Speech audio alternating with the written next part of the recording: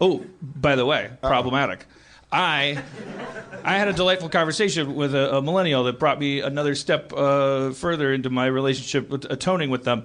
This person, everything about them on paper should have been like just a bad evening of talking to them, but because they're getting their degree, and it's just something that suggests that the world is fucked. But no, actually, it was actually something very interesting. It was transatlantic colonial literature, but I wanted to be funny and I wasn't. So but she was talking about, we were talking about, like because she's studying like literature, particularly with a view on like, because it's the slavery period, it's like imperialism, colonialism, and that's what she's mostly interested in. And so we were talking about like slavery within like literature, mythology, and all this stuff. And she used this verb that I'd never heard before. She was like, "Well, I just and what I'm trying to do with my latest paper is I'm problematizing this and this and that, problematizing." And I was like, "Wait." You're problematizing. And she's like, yeah. And I'm like, wait, oh, shit. I got really excited because she and I said, I only ever hear the word problematic. And she's like, yeah, problematic and problematizing is the act of making something problematic, is figuring out that it is. And I was like, yeah, but that's so much better. And she goes, I know, because it's something I do and not something that you're pointing at and saying that is something. I was like, yes, God damn it. You could just smile and say, I love problematizing. And you wouldn't come off like such a fucking jagoff. I enjoy problematizing. That's why I'm so goddamn happy. It's a thing I like to do. It's like the equivalent of vandalism, only instead of a brick wall, it's your buzz, Like, it's fun. I'm going to put my mark on it. I like to problematize. And it's actually, and I looked it up, it's a real thing, and I was like, wait, okay, yeah, problematization, you can't say it if you've had a single drink. But it's to consider the concrete or existential elements of a term, writing, opinion, ideology, identity, or person as challenges, problems, that invite people involved to transform those situations. It's a method of defamiliarization of common sense. See, that sounds punk rock and lateral and inventive and interesting. I think what we keep. Wait, so how do I problematize something? Like what does that mean? Well, let's problematize Mother's Day. Right. Finally. They list. I mean, this isn't nobody's. It would be problematic to tell you how to problematize, but because who are you? Wikipedia is telling me how to problematize. But the sort of process is sort of to ask the questions: who is making this statement? For whom is he or she making it? Why is the statement being made here and now? Whom does this statement benefit? Whom does it harm? That's a good way of picking something apart. Especially though, what I really like is the invitation of people involved to transform something, and I think that's what gets left out a lot. I think that if you're to problematize Mother's Day, it'd say you would have to ask well, who came up with Mother's Day? That would require some research or a bunch of assumptions. Hallmark, right?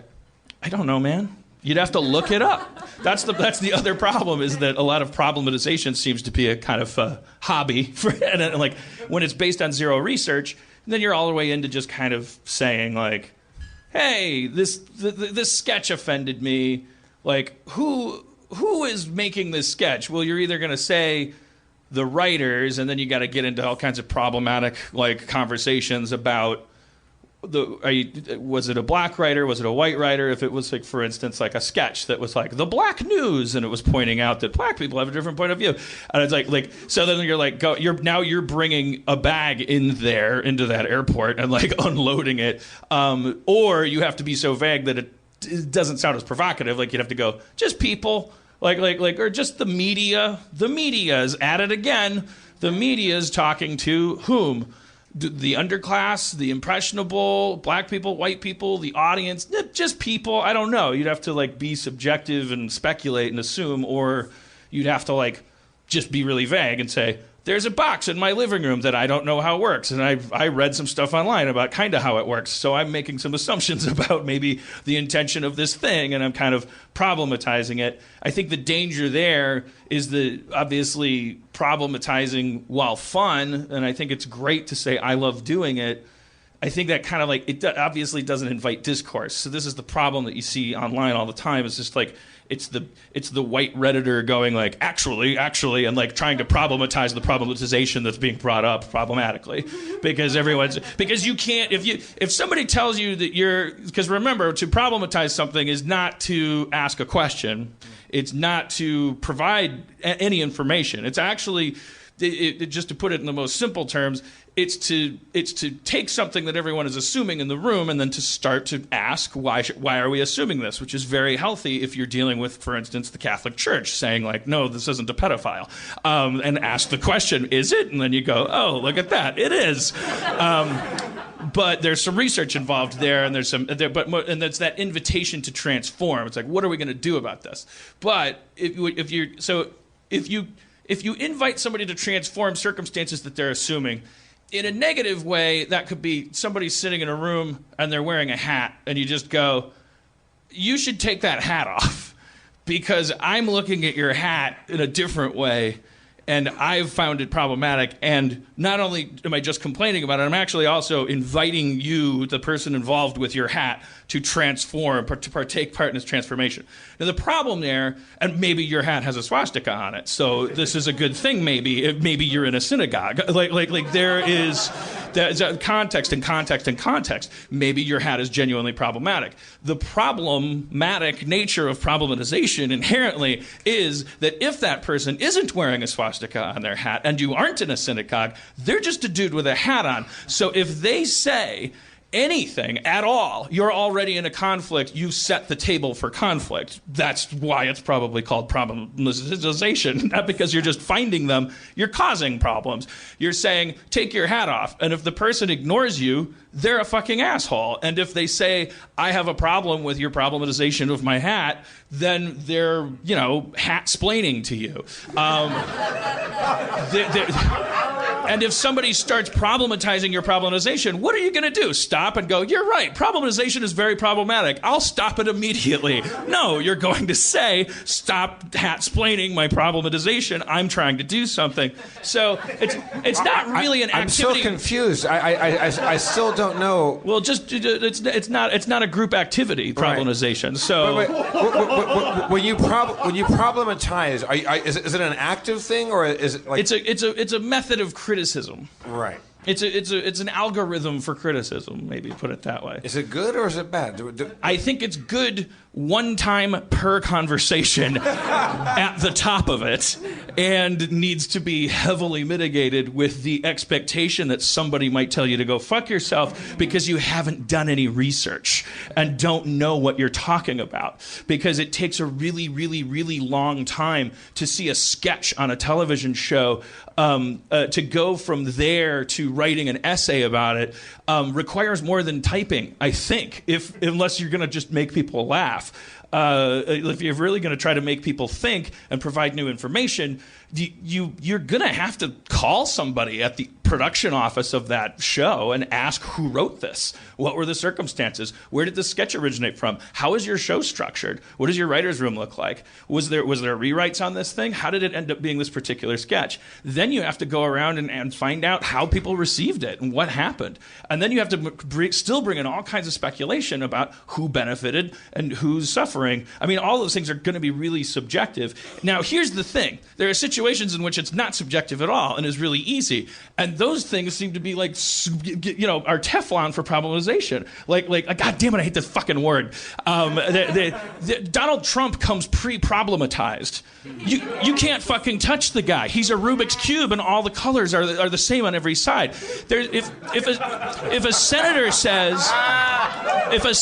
says, arts education is a waste of money in urban schools because urban kids tend to get urban jobs. You can problematize the shit out of that and start talking about how urban probably means black and blah, blah, blah, blah. If someone says all Mexicans are rapists, you have nothing to do but go fly a kite.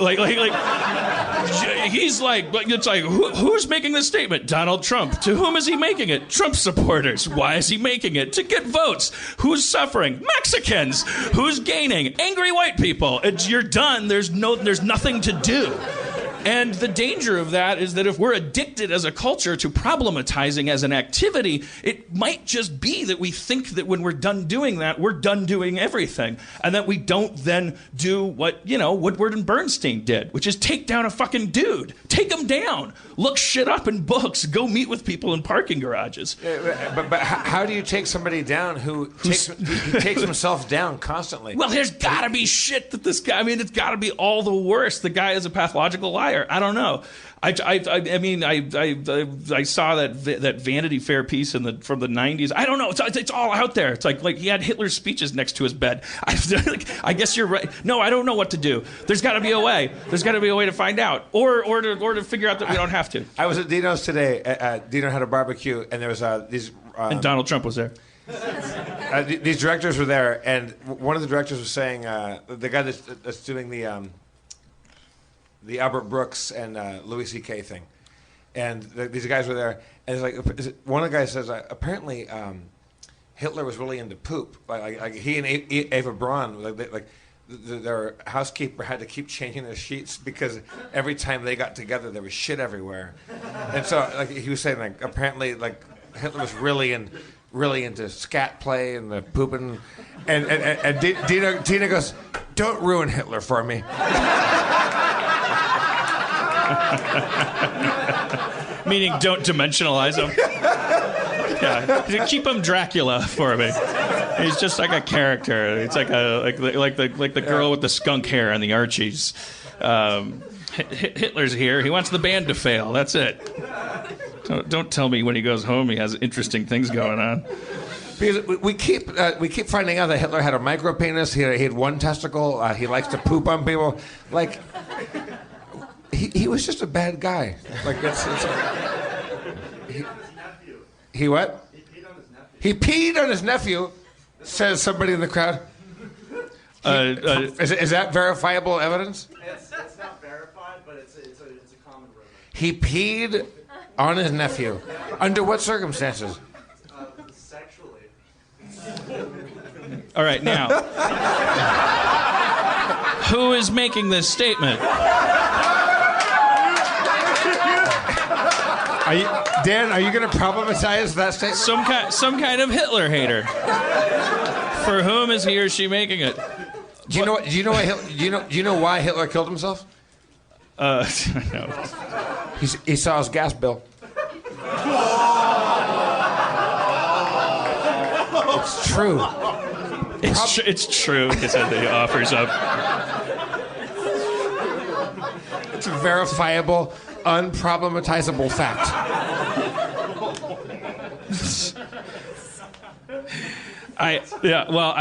Whatever. I'm not gonna. That was a bad Hitler joke. It's a great Hitler joke. Here's why, because it takes the actual gas part and it trivializes it. That is problematic. There. All right. The funny Hitler jokes are like, oh, do you know why Hitler did? You know why he never drank? Why? He was an angry drunk. Yeah. Yeah.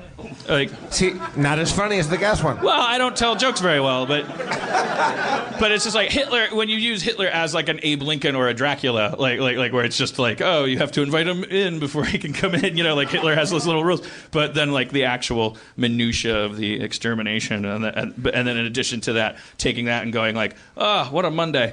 All right. But with any joke, when you walk through this process, I don't know if this is a flowchart. Who is making the statement? Someone telling a joke. For who are they making it? An audience. Why is the statement being made? The person's trying to be funny. Who does it hurt? Who does it benefit? Anyone that laughs. Who does it hurt? Anyone that doesn't. I mean, that's kind of been known for a while. And really, it's not going to get you anywhere either, is it? What's your current favorite joke? Or all problematization is like, who's problematizing?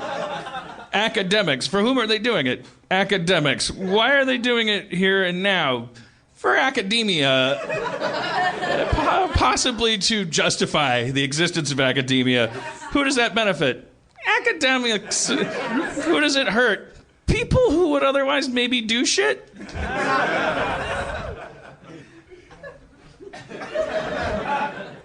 Okay, but you know, that's just me dumbsplaining.